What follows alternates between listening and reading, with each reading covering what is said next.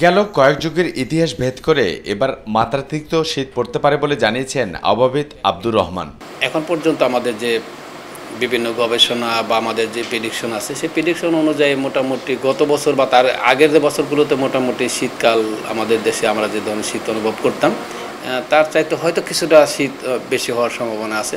তিনি বলেন, অতীতের চেয়ে এবার শীতের তীব্রতা বাড়তে পারে, তবে মাঝারি ধরনের কুয়াশা সহ মৃদু শৈত্যপ্রবাহের পাশাপাশি কোথাও কোথাও বৃষ্টির সম্ভাবনা থাকলেও ডিসেম্বরের শেষ নাগাদ পুরোদমে শৈত্যপ্রবাহের আশঙ্কা করছেন এই আবহাওয়াবিদ। কোথাও কোথাও হালকা এবং কোথাও কোথাও মাঝারি ধরনের কুয়াশা বিদ্যমান আছে এবং সেই ধরনের কুয়াশা আপাতত কয়েকদিন বিদ্যমান থাকবে।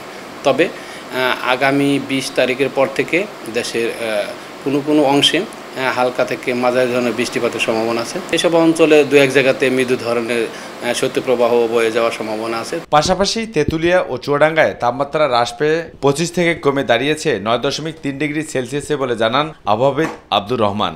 আমরা দেশে যে সর্বনিম্ন তাপমাত্রা আজ রেকর্ড করেছি চুয়াডাঙ্গা এবং তেঁতুলিয়াতে 9.3 ডিগ্রি সেলসিয়াস।